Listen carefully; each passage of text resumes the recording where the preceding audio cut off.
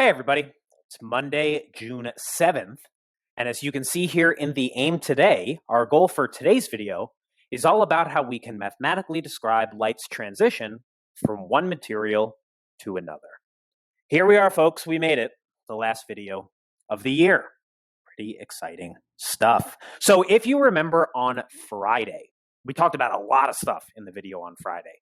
We talked about what happens when light, or any wave really, passes through a barrier and it experiences a wave phenomenon called diffraction. It spreads out in these kind of semicircular wavefronts. We talked about what happens when light or any other wave impacts a barrier basically, or like comes in on a barrier and bounces off of it. We said that wave phenomenon is called reflection, and it obeys the law of reflection when doing that. So it has that kind of like symmetrical incoming and then reflection where the angle of incidence is equal to the angle of reflection. The last thing we talked about at the end of that video was how the speed of light is determined by the medium in which the light is traveling. And to some degree, that was not really new information, because we've been saying now for a while, really ever since the day we introduced the equation v equals f lambda, that the speed of a wave is dependent on the medium in which it is traveling. What was particularly new about the video on Friday was that we came up with an equation that related the speed of light in a particular medium to a number called the index of refraction in that medium. Basically, the index of refraction tells you how much faster the light goes in a vacuum than it does in that medium. So, for example, the fact that the index of refraction for diamond is 2.42 tells you that light in a vacuum goes 2.42 times faster than it does in diamond. Notice here we see this kind of relationship between the speed of light and the index of refraction. A higher index of refraction means a smaller speed of light, and so on. And so today's video is all about how we can mathematically describe this transition. Now, of course, as we mentioned, a huge thing that happens when light goes from one medium to another is that the speed changes. And so if we really were to ask ourselves the question, well, what does that look like? Well, it looks like this. When light transitions from one medium to another, it experiences a wave phenomenon called refraction. And if you all were asked right now, like pop quiz, what is one word that you would use to describe what's happening to the light in this picture? I would imagine most of you would use the word bending. When light goes from one medium to another, it bends. And so we'll just go ahead right now and formally define refraction as the bending of light when it transitions from one material medium to another material medium. And so really, if you just go back to the aim for a second, I'm going to put that definition back on the screen, but it says here, how can we mathematically describe light's transition from one material to another? Well, we can use those equations like n equals c over v to talk about how much the speed changes by, but we also want to be able to mathematically describe the bending. And that really is going to be a big part of today's video. First, I'd like you to take a second to pause this video and write this down. So take a second to pause this video here and write that down. And when you hit play, we're going to really establish the concepts that will lead us to this mathematical description. So as I mentioned here, I want to establish some concepts. The reason why I want to establish the concepts is because I don't want you to just like memorize how to use this equation and plug in the numbers. I really want you to understand what's going on. And the only way to do that is by having a real substantive conceptual understanding. So let's just jump into it. I'm going to do this by basically posing a series of questions and then talking about the answers. So this question here says, how can we describe the relationship between the speed of light in a medium to its index of refraction? We already kind of talked about that here at the beginning of this video. The index of refraction in a medium is inversely proportional to the speed of light in that medium. This means that when the index of refraction is higher, the speed of light in that medium is lower. And when the index of refraction is lower, the speed of light in that medium is higher. Remember, this is not something you need to memorize because the equation n equals c over v is in the reference table. And if you solve that for v, the speed of light in any particular medium, you see that v is equal to c over n. And what that equation tells us is that the speed is inversely proportional to the index of refraction. That's the key detail. Now, of course, we can sort of put a specific question here to talk about the rest of these ideas. And the question specifically would be, how does the transition of light from water to flint glass affect the speed of light? Well, let's go back to that chart from the reference table real fast. Water has an index of refraction of 1.33. For flint glass, it's 1.66. So when light goes from water to flint glass, the index of refraction becomes a larger number. And if the index of refraction becomes a larger number, because the index of refraction is inversely proportional to the speed, if the index of refraction is getting bigger, that means the light is going to slow down. So the index of refraction in water is 1.33 and 1.66 in flint glass. Since the index of refraction increases as light goes from water to flint glass, the speed of the light decreases. And again, the reason why that is true is because V, the speed of light in the medium, is inversely proportional to the index of refraction. Take a second to pause this video here and write that down. And when you hit play, we'll move on. All right, so we've talked about the speed, but in addition to the speed, there are also really other important characteristics of periodic waves, particularly for light, like its frequency. This question here says, how does the transition of light from water to flint glass affect the frequency of the light? Now, we took very great pains to talk about how the speed of a wave is determined by the medium in which it's traveling. We also talked about what the frequency of the wave is determined by. And it's very important to remember, this is true for light, but is also just true for all waves in general. The frequency of the wave is determined by the frequency of the source. So since the frequency of the wave is determined by the vibrational frequency of the source, the frequency of the light doesn't change. That's very important. It's also important to notice, and I've actually highlighted it here in this chart in the reference table, notice the index of refraction listed in this chart for all these different materials is for a specific frequency of light. Now, it is just a fact in physics. You don't really need to know this for this class, but it's just a fact in physics that the index of refraction for a certain material, like glass, let's say, is slightly different for different frequencies of light. If you've ever seen a prism, when white light comes in and then the light fans out in all different colors from red to blue, like a rainbow, the reason why the light disperses like that is because for each of the individual colors of light, the index of refraction is slightly different. That's the idea. These numbers here for the index of refraction for all these materials are for a very specific yellow color of light, 5.09 times 10 to the 14 hertz. And even though it may go from lucite to crown glass or from corn oil to water, it doesn't matter. These numbers are for that frequency. The frequency of the light doesn't change. And that's a really, really important thing to remember. Now, we can also ask, as we only have one more term to go in that equation, V equals F lambda, we talked about the speed, it's determined by the medium, talked about the frequency, it's determined by the source. What's going to happen to the wavelength when it goes from water to flint glass? And this, once again, is a question you can answer by using equations from the reference table. If the frequency is not going to change, which it's not going to, how can we describe the relationship between the speed and the wavelength? Well, according to this equation, speed is directly proportional to the wavelength. So since the speed of the light decreases as it goes from water to flint glass, and the speed of light is directly proportional to the wavelength decreases as well. Very important thing to remember, because the frequency doesn't change, the wavelength and the speed change together. So I wrote here, big note, since the speed is directly proportional to the wavelength, they always change together. Very important fact. If the speed's going to go up, because of the index of refraction, I guess if the speed went up, that means the index of refraction went down. If the speed's going to go up, the wavelength's going to go up. Speed goes down, wavelength goes down. That's the deal. Take a second to pause this video here and write that down. And when you hit play, we'll move on. All right, now a very important thing that I want to mention here, and this is like really the key to everything we're going to discuss in this video here, and so I'm writing it as a huge note. The main reason why light bends when it transitions between media, and remember, media is just the plural of medium. The main reason why light bends when it transitions between media is that the speed of the light changes when it transitions from one medium to another. So that's the idea. The whole reason why light bends, like it did in that picture that I showed you, is because its speed changes. That's the deal. Take a second to pause this video here and write that down. And when you hit play, I actually want to take some time to explain this in great detail. Okay, so as I mentioned here, I want to explain this in great detail. And explaining this in great detail is going to require me to draw very accurate diagrams and then talk about and sort of interact with those diagrams. And I can't really do that on the computer. And so last year when school closed, I went to Staples immediately. The first thing I found out when school was closing, I went to Staples and I bought a little whiteboard.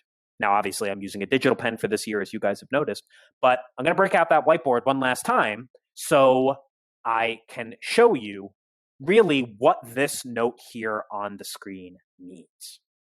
So let's go to the board. Before we discuss how we can mathematically describe this bending of light or refraction when light goes from one medium to another, I think it's important for us to talk about why it works. So to do that, I'm going to draw a couple diagrams and make some reminders about this stuff. So the first thing, let's say, is we're going to do this for two scenarios. The first scenario we'll do it for is from a medium with a low n or a low index of refraction to a high index of refraction. And so here, I'm going to draw a line representing the interface between the two materials. And I'll say this is my low n, and this is my high n. And I'm going to have the light come in at an angle like this. Now, it's very important to realize whenever we're drawing these diagrams that the way we draw these diagrams and the way we describe these angles is relative to the normal. So every time you see me draw one of these diagrams, you're going to see me sketch in the normal line. So here's the normal. And so here we have an angle. I'm going to label it theta 1 because this is the first medium the light is in. So the light is going to be traveling in this medium, and then it's going to transition to a medium with a higher index of refraction.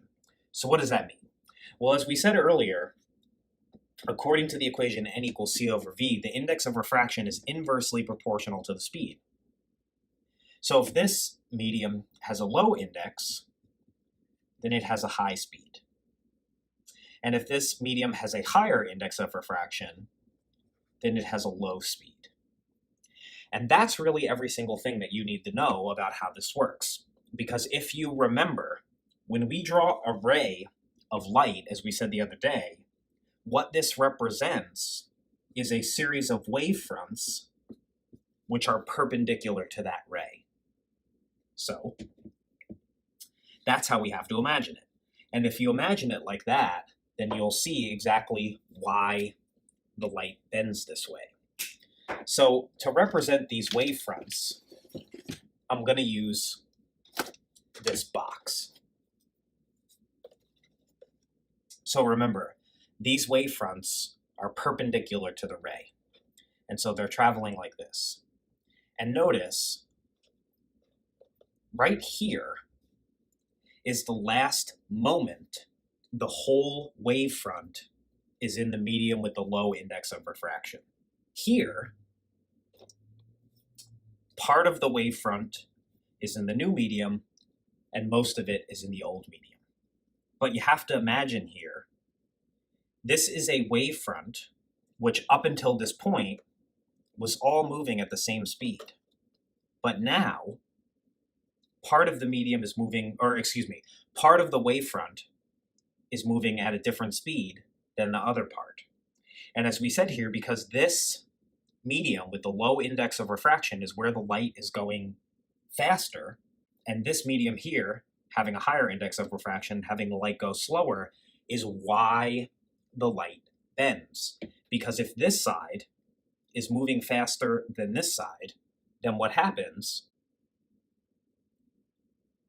is a bending, or a turning of the wavefront. So notice here, if these sides are moving at the same speed, if we imagine, every one step forward this side takes, this side is going to take that one step forward in the same amount of time. One step forward at the same amount of time. But when it gets here, and this side is moving faster than this side, every one step this side takes, this side's going to take 2 steps because it's going faster. And as a result, it bends. So again, when it's going from fast to slow, the side of the marker with the cap is going faster than the bottom, and so it turns, as we say, toward the normal. And so notice here, theta 1 is bigger than theta 2. It bends toward the normal. Now I'm going to write a more comprehensive note after this, but that's the way you have to think about it. You have to think about the pen representing the wavefronts moving toward the spot where there's a transition in medium, and then determine which side is moving faster to figure out how it's going to steer itself. Now, before we write down that comprehensive note, let's just go ahead and do the opposite case. Now, the important thing to realize here is what we're doing is we're kind of imagining how this works, and then later what we're going to do when we get to the math is determine and prove that this is in fact exactly how it works. So instead of doing now the situation where we went from low to high like we did a second ago, we're going to go from a high index of refraction to a low index of refraction. So here's my interface between the two media. Here's my normal. And I've got my light coming in. And I'm going to call that theta 1. So this is my high n, and here's my low n. And as we said before, according to the equation n equals c over v, the n is inversely proportional to the speed. So if we have a high n, we have a lower speed. And down here, if we have a lower index of refraction, we have a higher speed. Okay, so what's happening? The light is coming in here. It's in this high index of refraction material. It's all traveling slow. And then it gets here. And the side of the marker with the tip is now going slower than the side with the cap. So every one step forward, so to speak, that the tip side takes, this side is going to go 2 steps forward. And as you can see, when that happens, when the cap side goes faster, it turns away from the normal. And so here, theta 2 is greater than theta 1. And it bends away from the normal. Now, I'm going to bring this up later, obviously, when I'm going to give you this note, which I said I was going to give you here right after this. But I want you to remember this whenever you're solving these kinds of problems. You take your pen and you think, which side of the wavefront, which side of my pen is going to be going faster? And does that mean it's going to bend toward the normal or away from the normal? Because when you do that, and then you use the equation to calculate it, the results should match up. And if they don't, you can sort of give yourself a hint that you might have done something wrong. All right, so I hope that demonstration kind of gives you now a sort of intuitive feel for why the speed change causes the bending. It's all about the different sides of the wavefront traveling at different speeds when that light comes in at an angle. Of course, the most common demonstration of this is probably a little something that looks like this. Notice, this is a picture that I took many years ago in school. It's a pencil in a big beaker. Notice here, the pencil looks normal. It's an empty beaker. But when I fill the beaker with water, notice what happened to the pencil.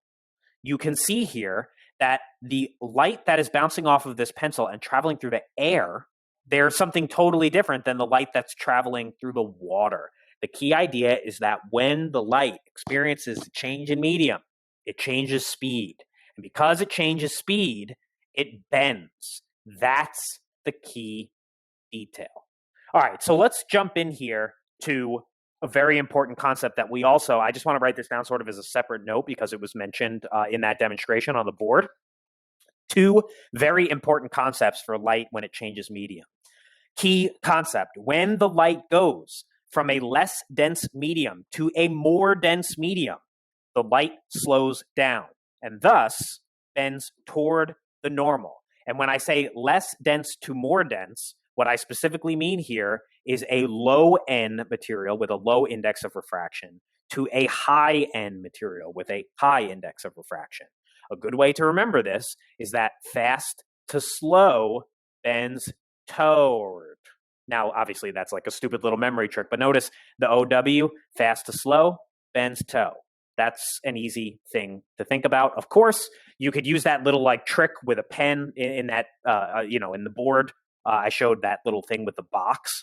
It works just as well with a pen if you have the thing drawn out on a piece of paper. Obviously, the reverse is also true. When the light goes from a more dense medium to a less dense medium, the light speeds up and thus bends away from the normal. There is no memory trick for this. If it goes from slow to fast, it bends away. Like I said, I think it's really helpful for you to just get a feel for doing that with the pen. Actually look at, well, if this is how the wavefront is going to come in, what's going to happen to this side? What's going to happen to that side? Okay, this side is going to be faster, so it's going to swing out faster. Okay, it's going to bend that way. That's the basic idea. Take a second to pause this video here and write that down. When you hit play, we'll move on. Okay, so as you probably saw in the demonstration on the board, when we show these light beams and how they bend here, you end up getting diagrams that look something like this, right? When you see the bending, like if it bends toward the normal in this case. And you should notice, and I'm actually going to highlight this, I think, with a different color. What you should notice is that it's not that much of an imaginative leap to recognize that there are some triangles here. And as it turns out, all it takes to quantify the amount of bending of this light beam is a little bit of trigonometry. And the law that we are going to use is named after the person who figured it out, a Dutch physicist by the name of Willebrord Snellius, which I think we could all agree is a pretty brutal name. So now Snellius is a Dutch name because he was Dutch, and so we generally refer to it now as Snell's law. And again, as I mentioned here, what Snellius, or Snell as the more forgiving anglicized name goes, Snell realized here that there are some triangles. And by using a little bit of trigonometry and the fact that the light changes speed when it goes from a medium like air to water, that it is going to bend, and the bending could, of course, be measured by these angles, and those angles can be related to the index of refraction in those materials. And so that's the idea. I'm not going to show you the whole derivation of this equation because I don't really think it's that important, and it is very trig heavy, but it's important to realize that it comes from trigonometry. Of course, if you Google Snell's law derivation, you can find it if you really are interested in it. But I actually want you to draw this because this is like a super, super, super important diagram. Because notice it tells us the incident ray is the ray that goes with the angle that we're going to call theta 1, and the index of refraction in that material is n1. And the refracted ray, notice it says refracted and not reflected. The refracted ray is going to be measured with this angle here, which we're going to call theta 2. And of course, the index of refraction in that medium is going to be called n2. So take a second to pause this video here and write that down. When you hit play, we'll move on. All right, so what is Snell's law? Well, Snell's law relates the indices of refraction, the n numbers, right, relates the indices of refraction in the two media to the angles the light rays make with the normal through the sine function. So you're going to see a sine function in this equation. And here's the equation. The equation is n1, the index of refraction in medium 1, times the sine of the angle the incident ray makes with the normal. Remember here, all the angles need to be measured from the normal. Is equal to n2 times sine theta 2, the index of refraction in the new medium, times the sine of the angle in the new medium between the refracted ray and the normal. So let's label the terms here. N1 is the index of refraction for the material the light starts in. Notice I did not put a unit in parentheses next to that because, as I hope you remember from Friday, the index of refraction is a unitless number. N2 is the index of refraction of the material the light ends up in. So that's how the numbering goes. 1 is where it starts, 2 is where it ends. Theta 1 is the angle of incidence, and this is measured in degrees. Again, we call the angle of incidence the angle that let me just go back to that previous slide. The angle of incidence, theta 1, is the angle the incident ray makes with the normal. And then theta 2 is going to be the angle of refraction in degrees. Now, it's very important that you plug both of these into the equation in degrees with the degree symbol, because that's going to be the only possible thing you could lose points for units for this kind of problem. Now, I want you to write down this note as well, because I think this is very important. The angles theta 1 and theta 2 always must be measured from the normal. The angle theta 1 is the angle between the incident ray, the ray drawn in the material the light is in originally, and the normal. The angle theta 2 is the angle between the refracted ray, the ray drawn in the material the light ends up in, and the normal. Take a second to pause this video here and write that down. And when you hit play, we'll move on. All right, so just to show you very quick before we take a look at a problem, here is how Snell's law is printed in the reference table. Nothing surprising. Is in a wave section, like all the other waves equations that we've looked at so far. Notice the 1s and the 2s are subscripts, and N1 and the sign of the angle are multiplied. And so are N2 and sine theta 2. So that's pretty much it. Let's take a look at a problem. This problem here says a ray of monochromatic light with a frequency of 5.09 times 10 to the 14 hertz, traveling in air, is incident on a piece of lucite, as shown in the diagram below. Calculate the angle of refraction in the lucite to the nearest degree. Notice these questions are almost always going to say to the nearest degree. Now, there is something, or actually really two things, very important that we should point out. The first thing is that the frequency given in this problem is 5.09 times 10 to the 14 hertz. Does that look familiar to anybody? 5.09 times 10 to the 14 hertz? You gotta remember, that number is the number that's in the index of refraction table that's in the reference table. Sorry. Notice here, whenever you see 5.09 times 10 to the 14 hertz, they're telling you to come here. Now, you might not remember this, but it did say it in the problem. It starts in air, so we're going to want to know that number. Notice the index of refraction for air is just 1, and then it ends up in lucite, and the index of refraction for lucite is 1.50. So let's just go ahead. I'm just going to scroll back to it this way. I think that'll be a little easier. We're going to say here that because this light ray starts in air, we're going to say N1 is 1.00. Let's just write those down before we forget them. N1 is 1.00, and N2 is going to be 1.50. Now you look at this diagram here, and that brings us to our second important point. What is the angle of incidence in this problem? It's not 30. It's 60. The angle of incidence in this problem is the angle between the incident ray and the normal. This is the normal, drawn perpendicular to the interface or the boundary between these two materials. So theta 1, as we are going to call it in our list of knowns, is 60 degrees. And this problem is asking us for the angle of refraction, which in this equation is theta 2. So we have N1 sine theta 1 equals N2 sine theta 2. And now all we have to do is solve this for theta 2. Now, solving this for theta 2 is a little complicated. I've been trying to get across this point for the whole year, and it seems like in the work that a lot of you are showing. Many of you get it, but many of you don't.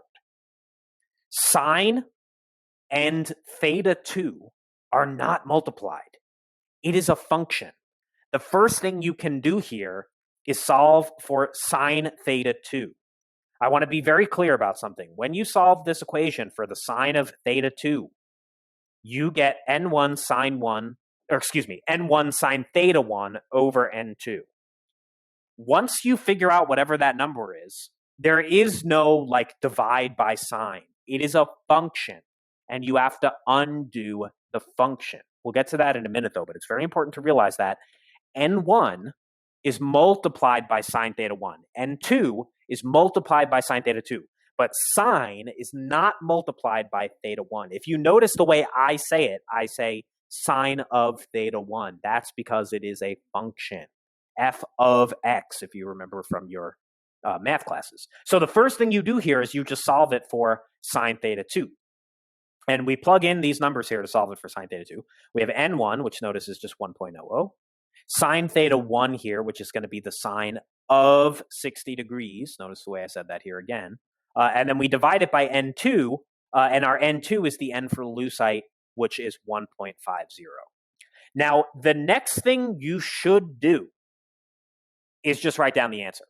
But for this first example, I want to show this a little more clearly. When you take 1 and you multiply it by the sine of 60 degrees and you divide it by 1.50, you should get 0.577. Notice that is not the answer to the question. The answer to the question is, what is theta 2? And in order to solve for theta 2, and you may remember this from the beginning of the year, in order to solve for the angle, if we know the sine, cosine, or tangent of that angle, we have to use an inverse trig function. In this case, the inverse sine.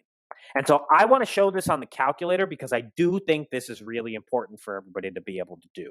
So just to show here very clearly the whole thing, you would take 1.00, then you would multiply it by the sine of 60 degrees. Now notice, because this is a fancy schmancy calculator emulator, I can already see that I'm in degree mode, but you definitely want to hit the mode button on your calculator and make sure you're in degree mode. If you know you're in degree mode already, then you're good. So we take a 1.00 times the sine of 60 degrees, and then we're going to divide it by the index of refraction in lucite, which here is going to be 1.50. So we're going to divide that by 1.50. Sorry, this thing is a little slow. And you'll notice here that when we divide this by 1.50, we're going to end up getting the number I showed on the screen a minute ago, 0.577. Now, yeah, there are a ton of decimals. In the end, I just want to point this out. You're actually not usually, you're not required to, you shouldn't usually write this step down at all. I'm just showing it here. It is perfectly acceptable for you to write it down if you want to, but you don't have to. Now, actually, let me jump back to that. Notice, this is not theta 2. This is the sine of theta 2. And so if you want to find the angle theta 2, you have to apply an inverse trig function. You may be able to see it. It's kind of small on the screen, though. The blue writing above the sine button says sine -1. It is the inverse sine function. So if you hit second and then sine, notice here you get the inverse sine function. And then if you hit second and the minus sign, it puts the answer from the previous line, which is the number that we want. And when we take the inverse sine of that answer, we get 35.26 degrees. And that is our angle, 35.26 degrees. And so once we write down the sine theta 2 part, which again, you don't have to do, we write that our angle theta 2 here is 35.26 degrees, which we can round, notice the problem said round to the nearest degree, to 35 degrees. Couple of important things to point out here. Notice, I put a degree symbol there, I put a degree symbol there, and I put a degree symbol here. You don't put a degree symbol here. Like I said, don't even write this line down. But if you do, there is no degree symbol here. There's only a degree symbol after you apply the inverse sine. But it's important for everybody to realize that the angle is the only unit in this problem. So something you're going to want to make sure you do. I think it's also important to realize that our calculation here confirmed what our conceptual intuition here predicted. Because we said, if this thing comes in at an angle of 60 degrees, we could pretty easily, and I'm actually going to do this in red here, trace out the straight line path that this thing would follow. The angle between the incident ray and the normal was 60 degrees. Now, the angle between the refracted ray and the normal is 35 degrees. This bent toward the normal. It went from fast in air to slow in lucite. Fast to slow bends toward the normal. That's the idea. Take a second to pause this video here and write that down. When you hit play, take a look at another example. All right, now I just completely showed you how to do that example. Of course, you're going to want to really make sure you can do this on your own. So here's another example that I'd like you to try on your own. It says a ray of monochromatic light with a frequency of 5.09 times 10 to the 14 hertz is traveling in the flint glass of an aquarium. The light then reaches the aquarium's water, as shown in the diagram below. Question then says, calculate the angle of refraction in the water to the nearest degree. Now, I think I was being a little helpful with these diagrams because I drew in the normal. It should be noted, if you see the boundary or the interface between the two materials, you're always going to want to make sure, if it's not shown, that you draw in the normal. The normal is always perpendicular to the interface. But that's it. Here, you have enough information to be able to solve the problem. Take a second to pause this video, try to solve the problem, and when you come up with an answer, hit play, and we'll go over it. Okay, So here they tell you that the light starts out in flint glass, where the index of refraction, I guess I'll just do this in black, where the index of refraction is 1.66. And they told us that it ends up going into water, where the index of refraction is 1.33. Notice here, the angle, although the picture is upside down, the angle between the incident ray and the normal is the angle that's shown. So theta 1 here is just going to be 30 degrees. You're always going to want to make sure you're being very deliberate about figuring out, okay, where's the ray? Where's the normal? Is that the right angle? Is it not? Whatever. And then theta 2. So we start out by writing our equation, n1 sine theta 1 equals n2 sine theta 2. And then, of course, because we're solving for theta 2, first we have to solve for sine theta 2. Now, you're not going to do this every single time you solve one of these problems, but a lot of the times it is just solving for the angle of refraction. So we have n1 sine theta 1 equals n2 sine theta 2. And so when we solve this for sine theta 2, we get sine theta 2 equals n1 sine theta 1 over n2. So now we have sine theta 2 equals n1, 1.66, times the sine of theta 1, which is 30 degrees. And then we're going to divide that by the n2, the index of refraction in the water, which is 1.33. And when you do that math, again, you could solve it for sine theta 2, but you don't have to. You can punch that number into your calculator. You can hit second and minus sign to take the inverse sign of that number. And when you do that, you should get theta 2 equals 38.61 degrees, which is approximately equal to the nearest degree to 39 degrees. Just very quickly, I'd like to go ahead and show that in the calculator, because I think that's an important thing to figure out here. We have our number for N1, 1.66. We're going to multiply that by the sine of theta 1, which is 30 degrees. Always good to remember sine of 30 is a half also. So notice that number is just going to be half of 1.66 or 0.83. Then we're going to divide that by the index of refraction for water, 1.33. Notice here I'm showing it separately just to show another way it can be done. This is the sine of angle 2, the sine of theta 2, 0.624 or something. So if I hit inverse sine and then hit answer, that's going to give me my angle. And notice here 38.61, or to the nearest angle, or the nearest degree, I should say, 39 degrees. And so that's it for the solution. Notice after you write sine theta 2 equals, and then you plug in the numbers, the next thing you can write down is the answer. Take a second to pause this video here and write that down. And when you hit play, we'll move on.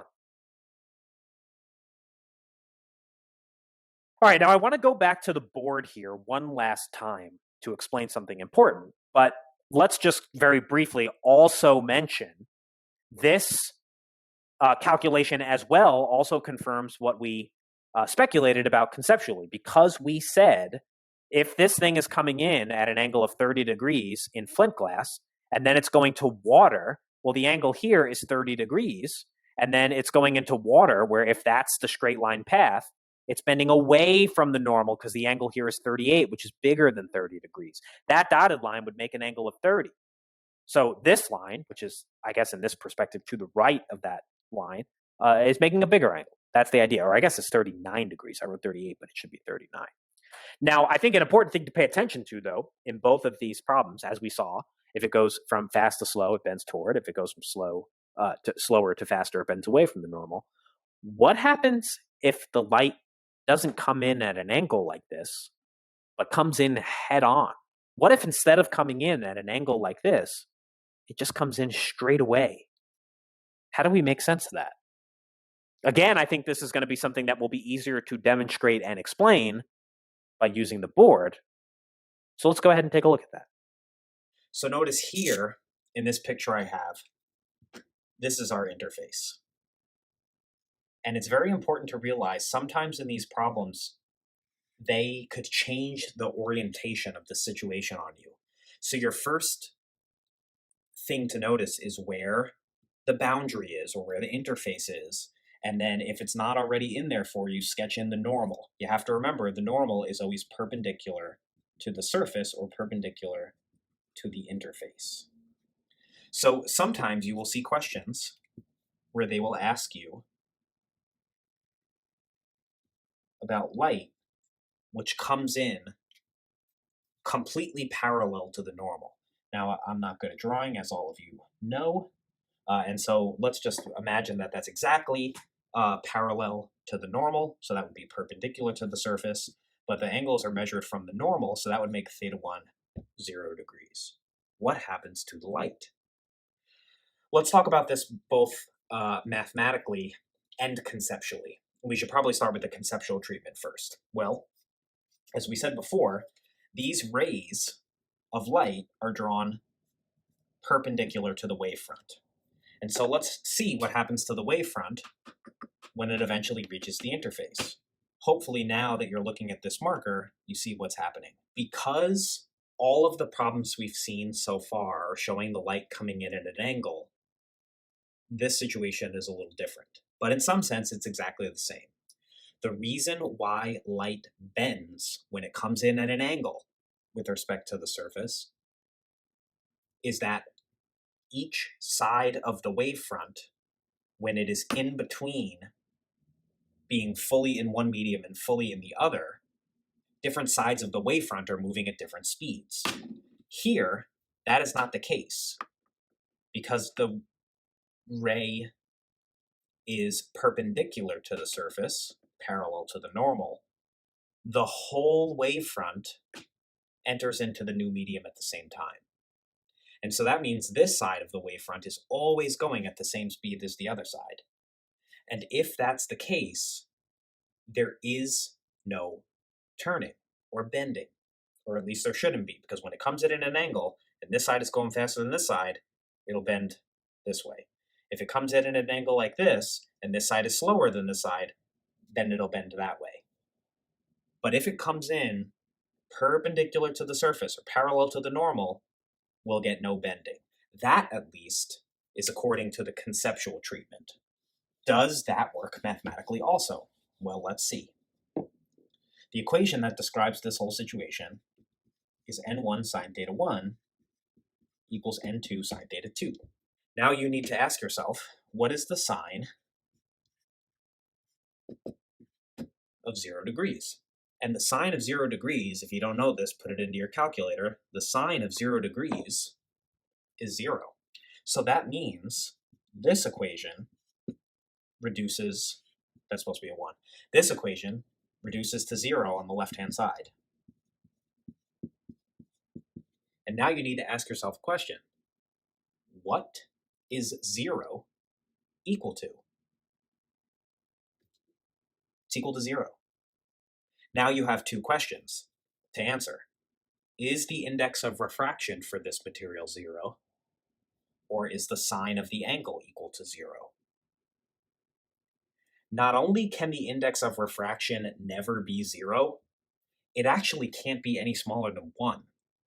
So the index of refraction is always going to be 1 or greater. And what that tells us is if theta 1 is 0, the sine of theta 2 has to be 0. And there's only one angle in the first quadrant with a sine equal to 0. And that would be 0 degrees. So we'll say here, since the whole wavefront enters the new medium at the same time, since the whole wavefront enters the new medium at the same time, when theta 1 equals 0,